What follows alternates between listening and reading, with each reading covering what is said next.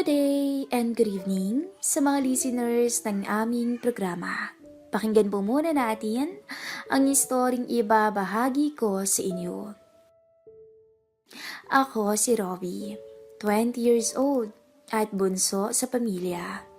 Ayaw ko mang aminin, pero isa lamang akong ampon. Pero okay lang yun sa akin dahil itinuring naman nila akong tunay na kapamilya. Ako ay may isang kapatid na itinuturing at iyon ay si Ate Cheska. 24 years old, morena, ngunit may pagkasingkit. Si Mama lang ang kasama namin sa bahay at si Papa naman ay nagtatrabaho sa US. Pinapadalhan lang kami ng pera buwan-buwan. Close kami ni Ate Cheska simula pagkabata at sobrang lambing niya sa akin. Akala may wala na akong mga magulang kung arugain ako ng aking kapatid.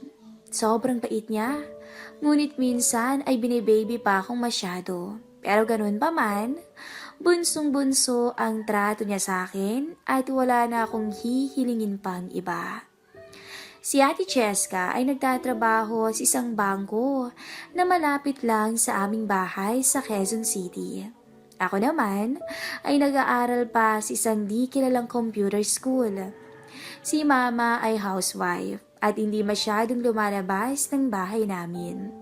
Kapag may kailangang bilhin sa grocery, ay kaming magkapatid na ang inuutusan niya. Noong nakaraang sem break, may nangyaring hindi ko inaasahan, ngunit di kailanman pagsisisihan. Dahil nga walang pasok, madalas ay nasa bahay lang ako dahil na rin walang baon. So ang ginagawa ko na lang ay mag-computer at mag-internet buong araw. Kasalukuyang ginagawa ang bahay namin noon. Mga pinto ng CR ay pinapalitan ng bago at pati ang kitchen ay inaayos. Dahil sa ginagawa ang pinto ng banyo ni Cheska, ay sa banyo ko ito nakikigamit. Isang umaga, nang ako ay naliligo ay biglang kumatok si Cheska. Robbie, pwedeng pagamit ang CR? Nahihina ako eh. Bakit hindi ka rin sa baba mag-CR? Naliligo pa ako eh. Sagot ko naman. Ginagamit ng maid yung CR sa babae at nakalak yung kwarto nila mama. Kaya dito na ako makikigamit. Buksan mo na, hindi naman ako titingin sa'yo eh. Hindi ka na talaga kaya. Kasalukuyan akong nagsishampoo noon nang buksan ko ang pintuan. Gumilid ako sa shower curtains at binuksan ko ang knob. Mabilis na pumasok si Cheska at sinara na to. Dumiretso siya sa toilet. Dahil transparent ang shower curtains ko, bahagya akong tumalikod para hindi ako makitaan ng ate ko. Pero sa gilid ng aking mga mata, nakita ko na binaba niya ang suot niyang pajama, pati na rin ang kanyang panloob. Medyo naaninag ko ang kanyang iniingatang bagay, kaya ako kinabahan at biglang nagising ang diwa.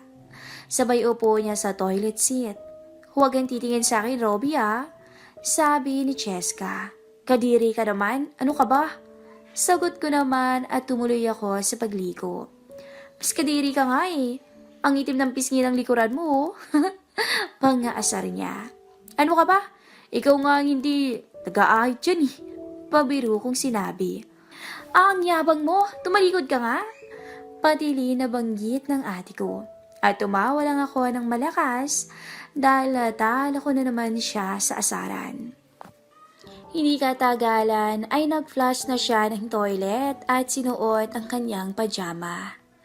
Napasulyap na naman ako nung pagtaas niya ng kanyang pajama. Kinabahan ako bigla sa di malaman na dahilan. Marahil siguro dahil kapatid ko ang aking nakitaan. Alam kong mali at kadiri, ngunit hindi ko talaga napigilang sumulyap sa kanya. Huli ka! Biglang sigaw ng Ate Cheska kasabay ng pagbukas ng shower curtains ko. Kala mo nakaisa ka na ah. Ako naman ay biglang tumiklop at tinakpan ko ang aking sarili upang hindi niya to makita. Lumabas ka na nga, ang gulo mo naman eh. Medyo pikon kong tinig. Eto naman, nagbibiro lang eh. Joke lang, Rob. Sige na, lalabas na ako. Thanks ulit ha.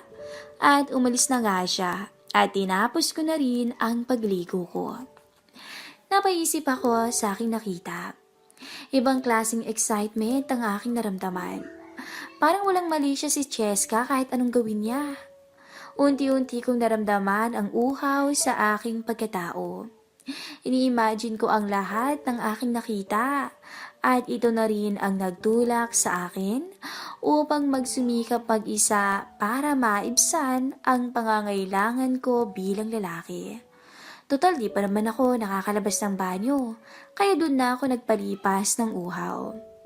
Kahit masama ang ginagawa ko, ng sarili kong kapatid ang nasa isipan ko habang nagpapakasa sa mag-isa, ay muli kong binalikan sa aking isip ang aking naaninag kay Cheska kanina. Mula sa pagbaba niya ng pajama hanggang sa pag-flush ng toilet. Bawat bahagi ay aking binalikan at di ko namalayan na malapit na ako sa rurok nang biglang kumatok ulit si Cheska.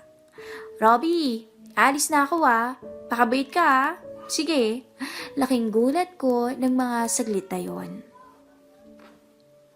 "Okay ate, ingat." Nanginginig kong banggit. Pagkatapos kumain ng lunch, ay inutusan ako ni mama na kunin yung mga maruruming damit ko. At pati na rin ang kay Cheska dahil maglalaba ngayon ang maid. Pagpasok ko sa kwarto ni Cheska, ay nakita akong nakabukas ang computer niya. Tinignan ko ang laman nito at naghanap ng mga pictures. Naalala ko kasi dati na may mga magaganda siyang kaibigan nung college pa siya. At dali-dali kong hinanap ang mga files na yon. Boracay 2005, ang pangalan ng isang folder sa may documents niya. At syempre, dahil lalaki ako, gusto kong makakita ng mga babaeng nakabikini lang. Binuksan ko ang folder at laking gulat ko na napakaraming pictures ang naroon. May mga pictures na nasa beach silang magkakaibigan. May mga pictures ng kumakain sila. At may mga pictures na nagiinuman sila. Pero ang tanging nakaagaw ng aking pansin ay ang pictures na nasa beach sila. Ang gaganda ng mga kaibigan ng ate ko at lahat sila ay nakabikini. Kung ano-anong mga posing ang tumambad sa aking harapan at napansin ko ang mga kalusugan nila sa harapan. May isang picture pa ron na nakahilata silang magkakaibigan sa sand at akala mo ay mga model. Napansin ko rin ang isang picture ni Cheska. Mukhang ito ay picture nung kakagaling lang niya sa beach dahil basa pang kanyang katawan. Nang pinagmasdan ko ang picture na yon, napatingin ako sa bandang ibaba ni Cheska. Nagulat ako nang maaninag ko ang pintuan ng langit sa kanyang manipis na bikini. Pinagmasdan kong mabuti at muli akong tinablan ng may kahalong kaba at konsensya. Naganap pa ako ng ibang pictures, pero nang wala na akong makita ay sinara ko na to at lumipat naman sa iba pang folders. At dahil medyo may alam ako sa computers, naisip kong baka may mga hidden files siya dito sa computer niya. Nang makita ko ang show hidden files and folders, agad ko itong kinlik. At may nag-iisang folder doon na biglang lumabas. Ang pangalan ng folder ay Progress. Out of curiosity, tinignan ko ang folder at laking gulat ko nang makita ko ang laman ng folder ay mga pictures ni Cheska na walang suot. Napaka-sexy. Ang puti at ang kinis niya talaga.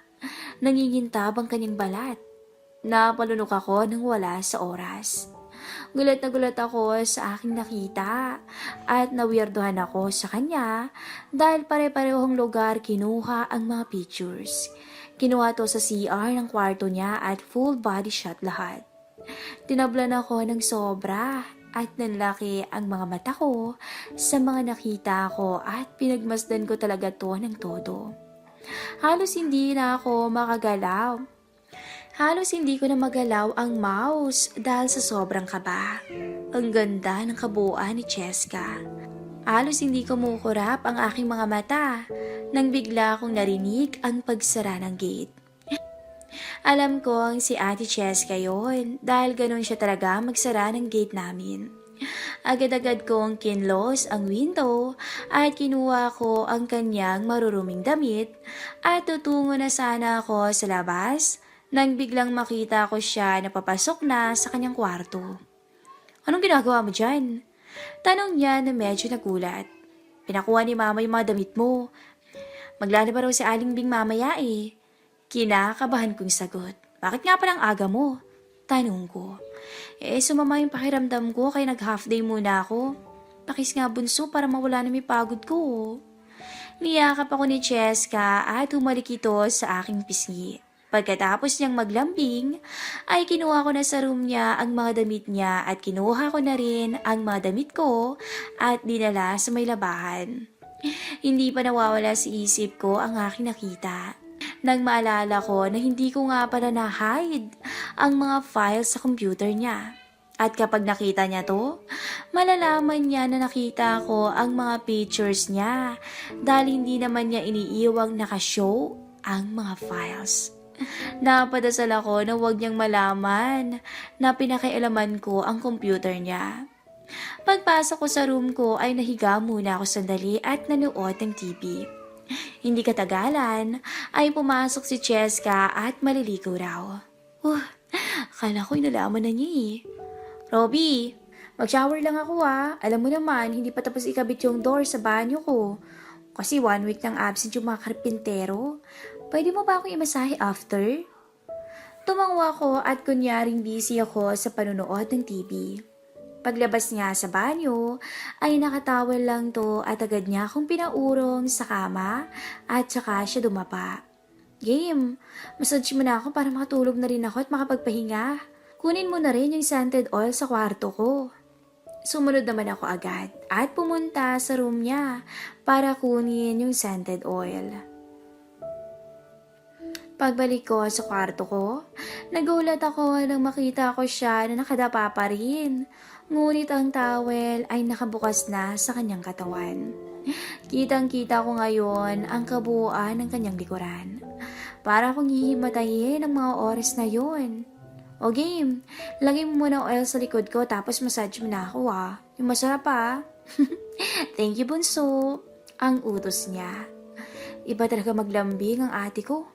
Palibasa ay wala siyang mali siya. Ilock mo na rin pala yung door mo, baka makita ni mami at kung ano pa isipin.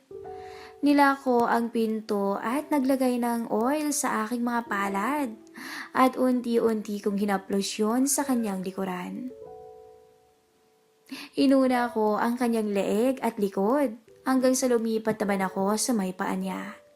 Nilagyan ko rin ito ng oil at nag-umpisa ako sa hita hanggang sa kanyang binti.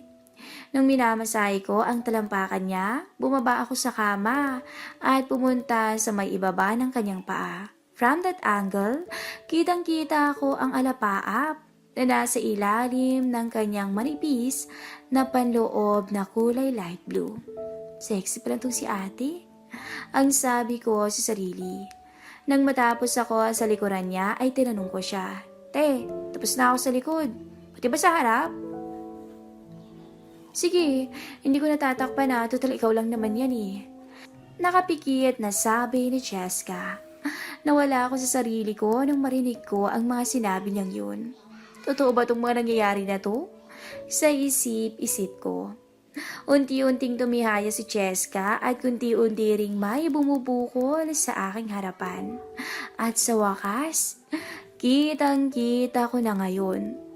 Nang makatihaya na si Cheska ay bigla siyang dumilat at nakangiting sinabi, Oy, ikaw ano yan? Bakit ganyan yan? Tinutukoy niya malamang yung pinagmamalaki kong halata na rin sa aking shorts. Ha? Ano? Labo? Kunyari, hindi ko alam ang sinasabi niya. Binata ka na nga, Robby? Sige na, bilisan mo na at gusto ko nang matulog. Alam kong napansin ni Cheska na tinablan ako sa nakakaakit na ganda niya. Inumpisan ko ng i-massage ang kanyang mga binti at pagkatapos no'y dumiretso ako sa kanyang mga kamay. Ang kinis talaga ni Cheska.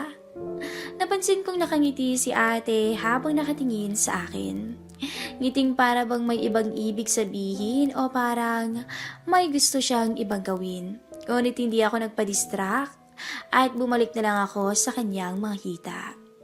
Pagkaplos ko sa kanyang tuhod, ay bigla itong nakakiliti at hindi niya sinasadyang naibukas ang kanyang mga binti. Ay, may kiliti ako dyan, wag na lang dyan. Hindi ko naman maiwasan na hindi mapasulyap sa pagitan ng kanyang mga binti. Gayong nakabukas ang mga to paharap sa akin. Grabe, ang buti kahit sa kasulok-sulukan niya. Kabang-kaba ako ng mga oras na yun dahil alam ko ang nakatingin lang siya sa akin. Uy, anong tinitignan mo dyan ha? Ikaw O sige para di ka na mahirapan.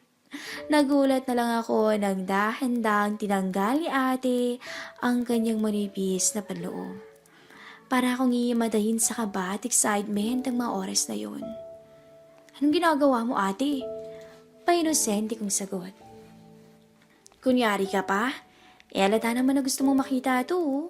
Tsaka, alam kong pinakailaman mo yung computer ko at wala na akong may tatago sa'yo. Hindi ako makapaniwala sa mga narinig ko. Nalaman din pala niya na nakita ko mga files niya. Hindi ko inaasahan ang mga nasisilahin ko ngayon. Para akong nasa isang paraiso. Itinigil ko saglit ang aking ginagawa at humingi ako ng paumanihin sa kanya. Ate, sorry pero hindi ko kasi sinasadyang makita yung mga pictures mo Napangiti naman siya at sinabing, okay lang yun. Wala yun sa akin. Pero bakit parang gustong-gusto mo pa ngayon? Ikaw naman kasi. Pinakita mo na sa akin Babae ka pa rin kahit papano at lalaki ako kahit papano, no? Sagot ko. So anong gusto mong palabasin? O anong gusto mong mangyari? Patingin nga ako ng nakatago sa shorts mo. Hindi na ako nag-isip pa. At nadala na rin naman ako sa sitwasyon, kaya binaba ko ang shorts ko. Wow! Binata na talaga. Siguro po pwede na. Habang sinasabi niya ang mga yon ay lumapit siya sa akin at pilit akong hinihila papuntang kama.